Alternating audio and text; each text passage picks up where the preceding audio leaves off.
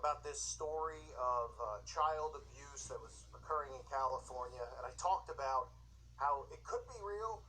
It also could be fake. Obviously, you have to be inside that house. You have to, you got to be on the inside to know. But a lot of these stories are obviously fabricated, and they're distractions from the actual truth, especially when it comes to child abuse and child trafficking and all of this stuff. They never mention the occult. They don't mention Satanism, black magic, Crowley, or any of that stuff.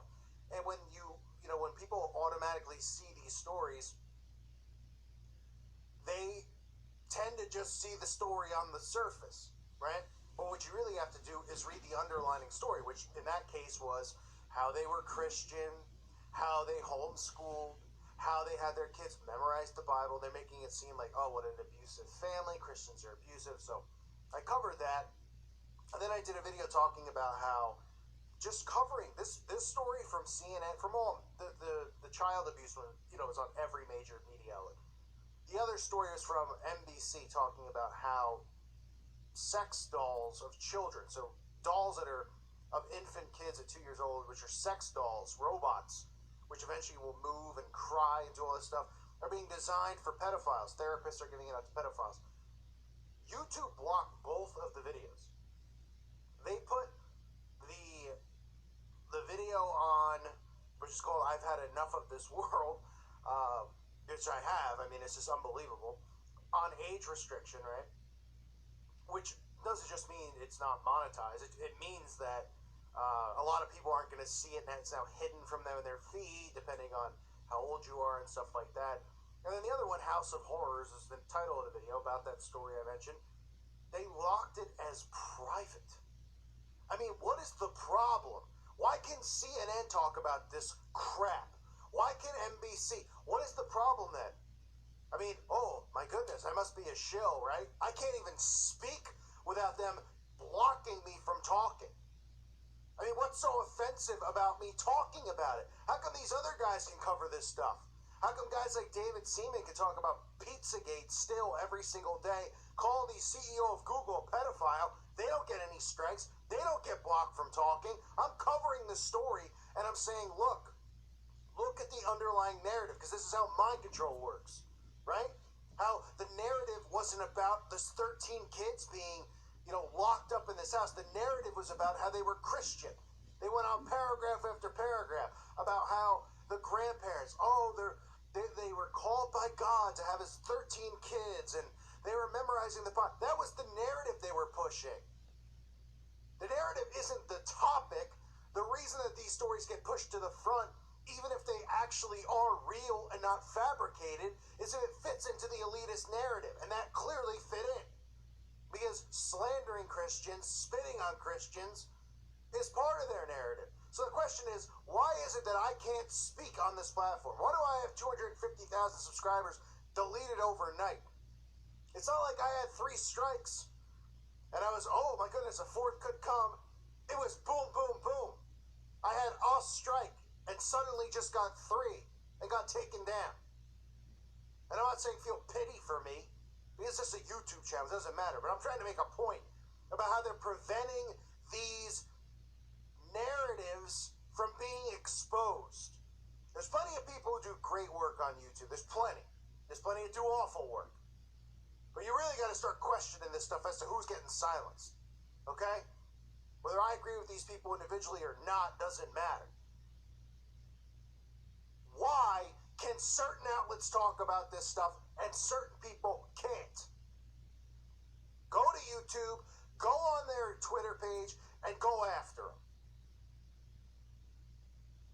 You want to see this channel get restricted from free speech? Because that's what they're trying to do, clearly. What did I say that was so offensive in the video? I read an article from CNN.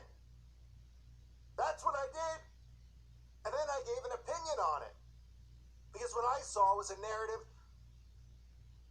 that was being pushed, which is anti-Christianity, which is isolated instances, which is stereotyping the pedophile, which is what they want to do, because they don't want you to look at the guy in the business suit. So why is it in less than 12 hours? This is the kind of stuff that I get, right? And it's not a big deal, monetize or whatever, right? I mean, only trying to put quality work out there, but they're clearly trying to smoke people like me out. Locked as private, appeal, right? You can see it right there. I didn't set as private myself. Clearly it says locked as private. I have to appeal it. Appeal it for what? For reading something that they can read on CNN? I can't read it because my opinion of it exposes the mind control. I don't care what people say about me and stuff. I get attacked all the time. I really could care less. I don't care about alpha male syndrome. I don't care about these people who are just upset because their channels suck and they always try to take it out on me because my channel grew. Then when my channel gets deleted, it's I deleted it myself to make myself look credible. I mean, that's how retarded they are. They can't just admit when they're wrong. They always just have to continue to feed their BS to their audience. But let's be realistic here. This is just complete garbage. Nothing was said in those videos that would be offensive. What's the problem then? What am I exposing? Some people are like, oh my gosh, well, you know, channels that expose symbols, and we all know what fraud constantly says that, because we see people go from peasants to narcissistic shills in this community. Exposing symbols is, oh my goodness, it does nothing, because these people can't wrap their heads around anything other than they're regurgitating bullcrap. Because mind control is the key to this. Mind control, right? And you need to be able to see through the narrative. It's not just the story on the surface, it's what's underneath. And what's the narrative underneath? You gotta find it. Because you gotta say, well, what would the casual person seeing this say? Will they just go, I can't believe that's happening? Or are they gonna go, typical Christian family, homeschooling, brainwashing kids?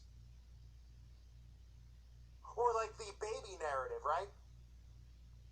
NBC can talk about the pros and cons of both sides, but I can't say that it's clear what they're trying to do, pretending that they're asking you a question, pretending that they want your feedback, but right underneath the headline it says it can prevent pedophilia, and then the article just goes on, scientists are saying it's going to prevent this and prevent that.